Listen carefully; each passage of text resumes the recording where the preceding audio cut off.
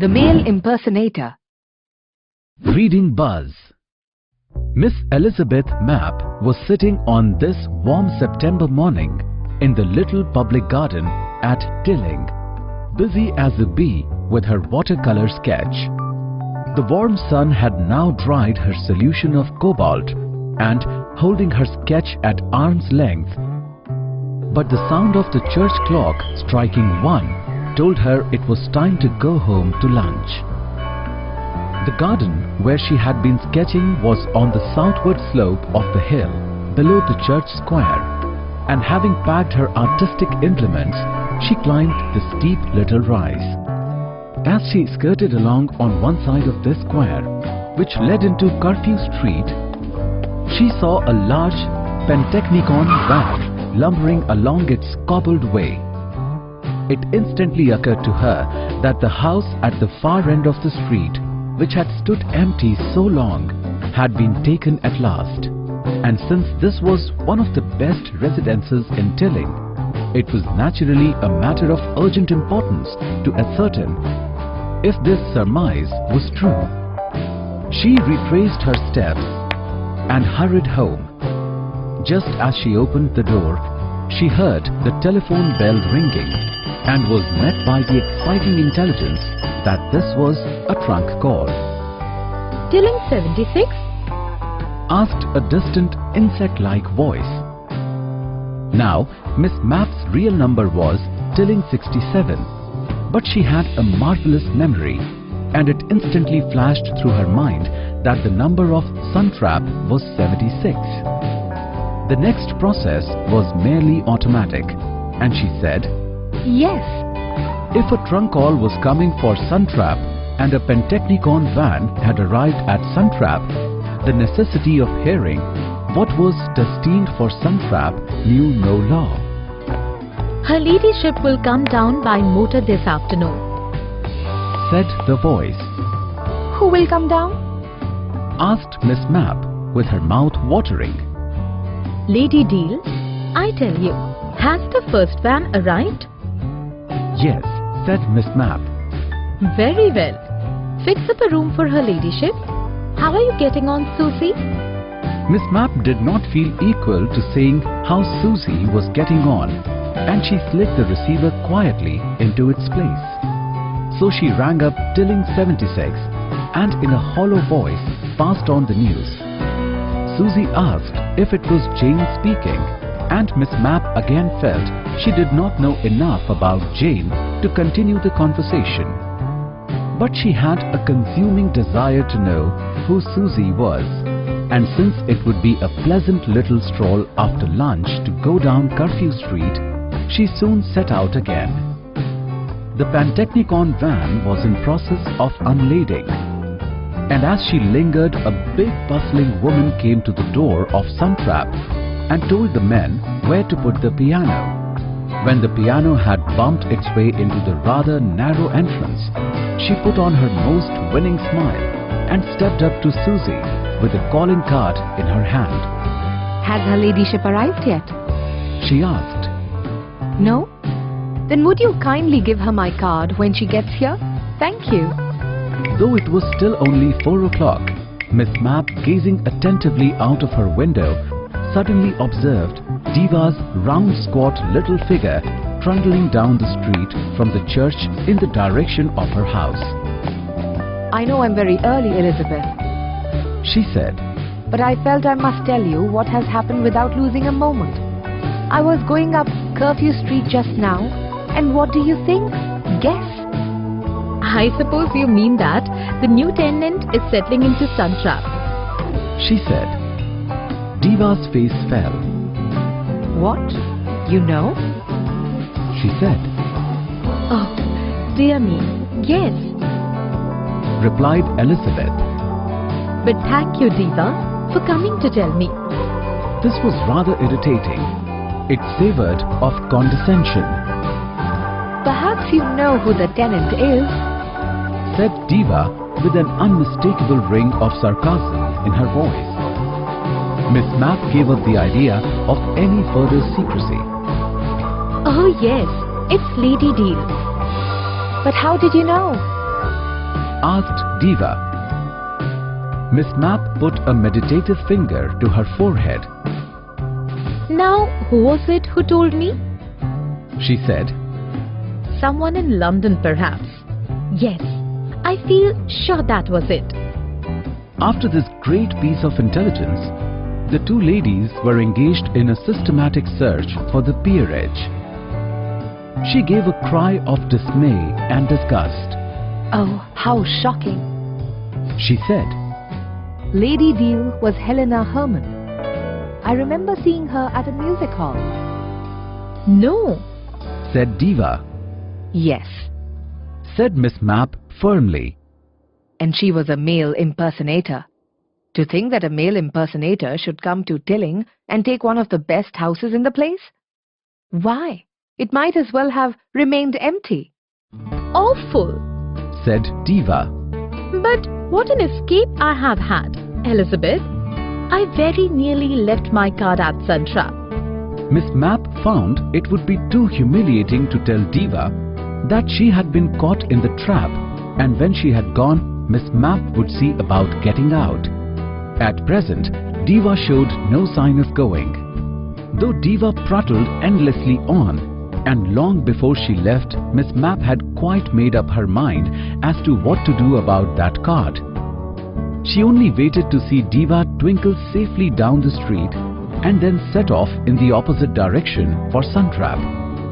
She explained to Susie with many apologies that she had left a card here by mistake and thus triumphantly recovered it. The news of the titled Male Impersonator spread like influenza through Tilling, and though many ladies secretly thirsted to know her, but there was a great gulf between male impersonators and select society.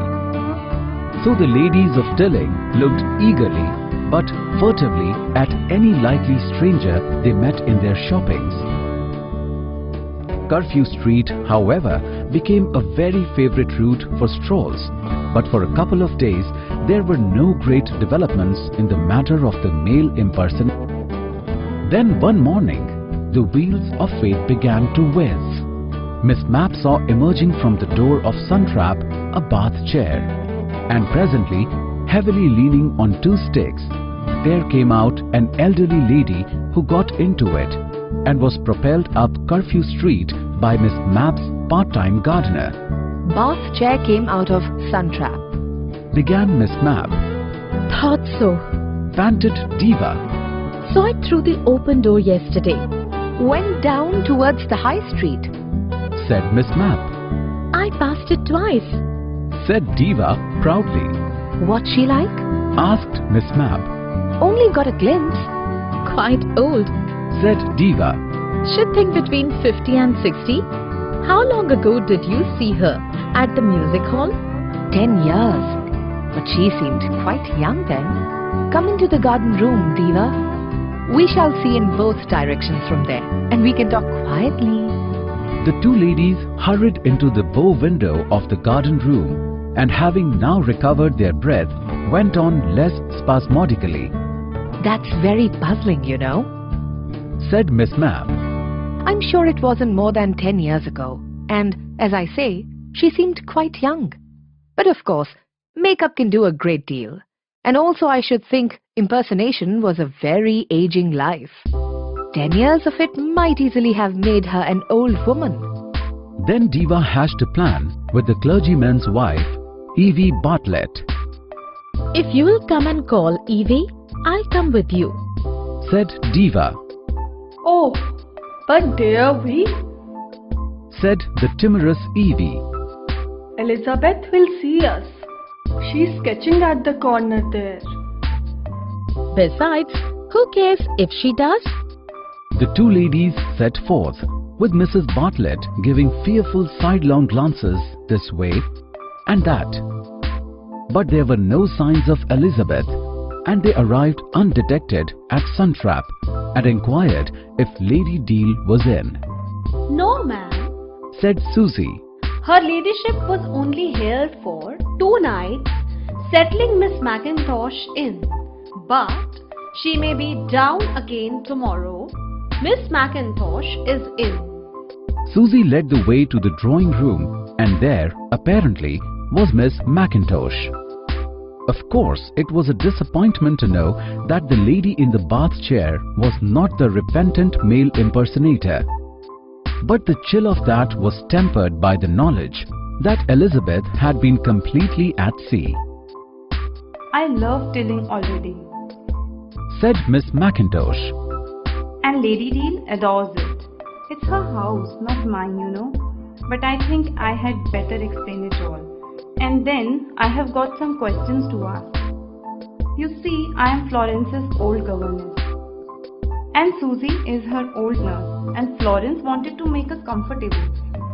And at the same time, to have some little house to pop down to herself when she was utterly tired out with her work. Diva's head began to whirl. It sounded as if Florence was Lady Deal. But then, according to the peerage, Lady Deal was Helena Harman. Perhaps she was Helena Florence Harman. Her work must be very tiring indeed, said Evie. Yes, she's very naughty about it, said Miss McIntosh. Girl guides, mothers' meetings, Primrose League, and now she's standing for Parliament. And she's coming back tomorrow to spend a week here, I hope. Won't you both come in and see her? She longs to know Tilly. Do you play bridge by any chance? Florence adores bridge. Yes, we play a great deal in Tilling, said Diva. That is capital.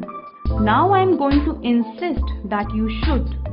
And now I long to know something. Who was the mysterious lady who called here in the afternoon when Florence came down to move furniture and returned an hour or two afterwards and asked for the card she had left with instruction that it should be given to the Lady D?